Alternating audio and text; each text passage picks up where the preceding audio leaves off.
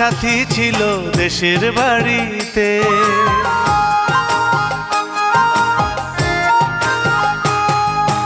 আমার একটা সাথী ছিল দেশের বাড়িতে, মিষ্টি প্রেমের লিখত চিঠি প্রতি মাসেতে।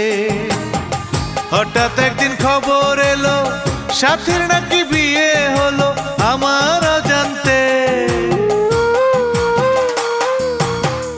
এখন বলো দেশে যাব কার আশাতে, এখন বলো দেশে যাব কার আশাতে।